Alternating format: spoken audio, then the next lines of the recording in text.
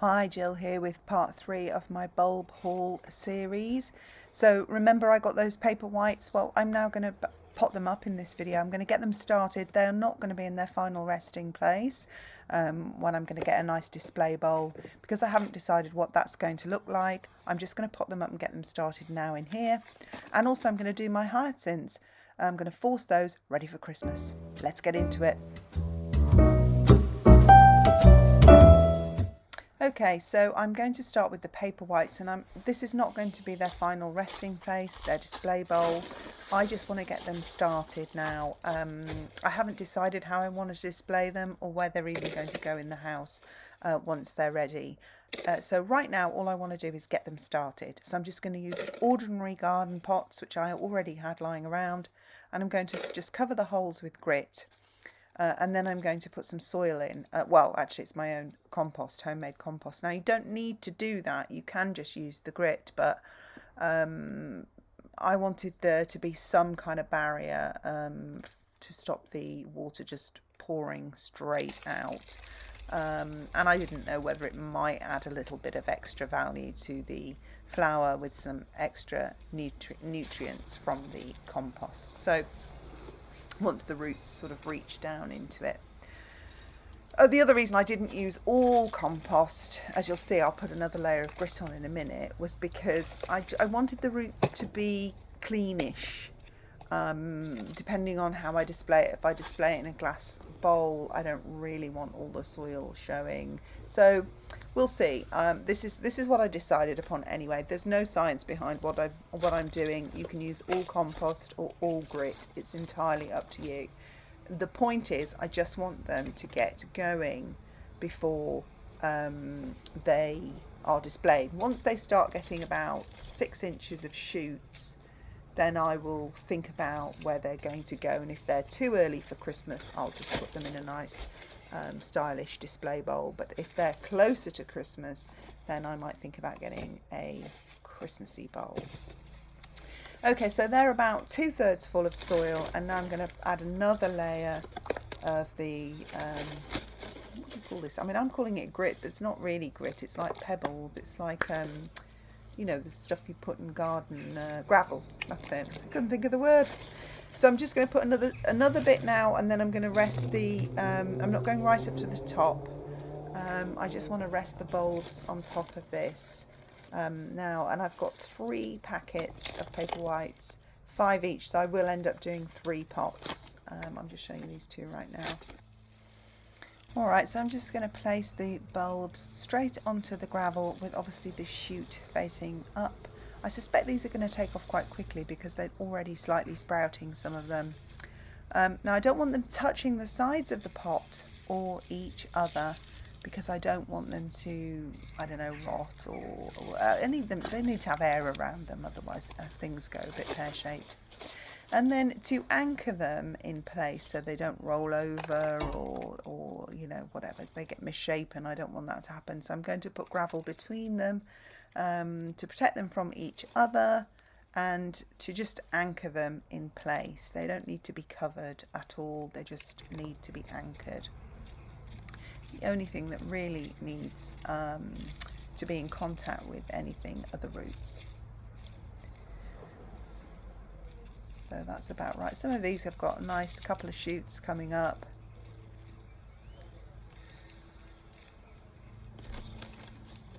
And then once that's done, once we've got that all anchored up and they're all facing the right direction and away from the side of the pot, I don't want the plastic in contact with it, then I am going to water them. And when I water them, I'm not going to water the bulbs, I just want to water the compost and the stones underneath, so that the roots get moisture, but not the actual body of the bulb. I don't want it to rot or anything like that.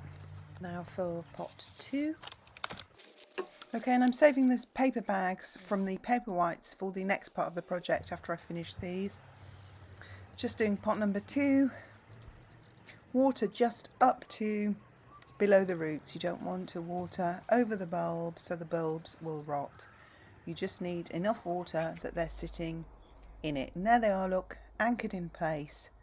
That's pot number 2. And then for the third pot, I thought I'd show you it from a bird's eye point of view. It's sometimes, you know, for you to just sort of work out what I'm doing, it's best to see things from all angles.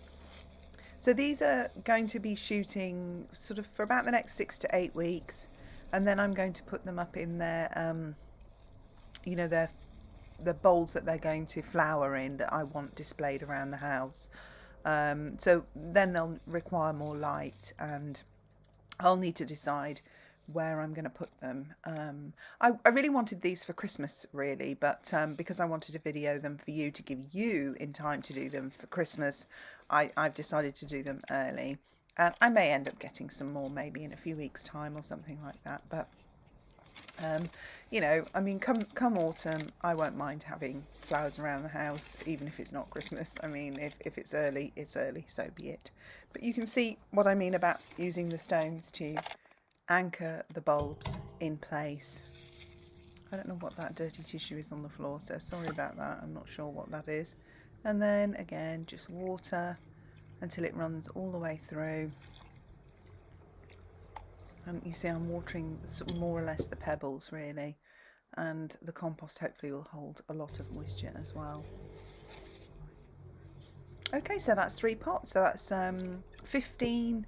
I mean, I could make one big gorgeous display, or, you know, a few smaller ones. I'm not sure. And then I'm going to put them on this waterproof tray. You can use the individual saucers that you can buy for these kinds of plant pots. And these are going to go in my upstairs bathroom, which is gets much less use, so it's dark for most of the day. Then I'm going to use my notebook, my gardener's notebook, which you can buy from Amazon. This is my book. I designed it for me, and it is available from Amazon Prime. And I'm just going to mark out, this is the autumn colour-coded section. I'm going to mark out the date and what I've planted, and I'll later be able to add any notes about the performance and what have you. And then I'll turn to the back, to the supplier lists, and I will add the name, brand of the Paperwhites, and where I bought them from, which was a garden centre in England called Dobby's. And none of my videos at this stage in my YouTube journey are sponsored, so I'm just telling you that because I'm not sponsored, so we don't know if they're going to be good yet. Anyway, look, here are those hyacinths. My goodness, I absolutely love the colour of these. Look at these. Can you imagine having these around your house at Christmas?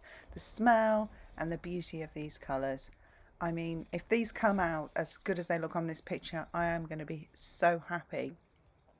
But these are not prepared hyacinths, so I'm going to have to prepare them. So I've taken the bags, the paper bags that I used for the Paperwhites, and I'm going to transfer the hyacinth bulbs into these bags ready for the preparation stage, because although these bags probably don't rot the hyacinths, I don't want to take a chance. I'm going to use these paper ones instead, and I'm going to put each variety in a different bag.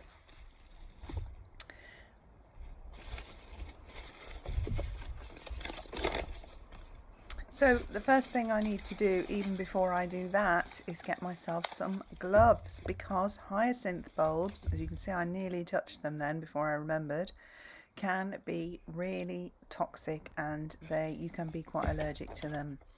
And being the avid gardener that I am, I have had some horrendous rashes which have actually scarred my skin. I had a rash for about 2 years before I realised I was getting it from the garden. I still haven't identified which plant in particular that gave me the rash. I have a good idea, but I'm not taking any chances, so I'm going to use some rubber gloves to put these hyacinth bulbs into the bag, and there's 5 in each packet. And then I'm going to pull off the label, and I'm going to fold that up, and that's Hyacinth Gypsy Queen, and that's going to go in there. Fold it up. Let's do number 2.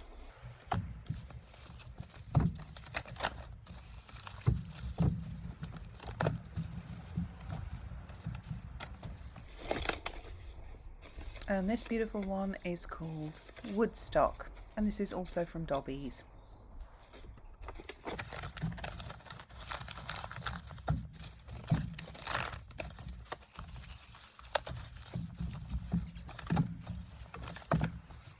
And then this final one is called Pink Elephant. Almost forgot then. Alright, so that's done. Now of course putting them in brown bags isn't really preparing them.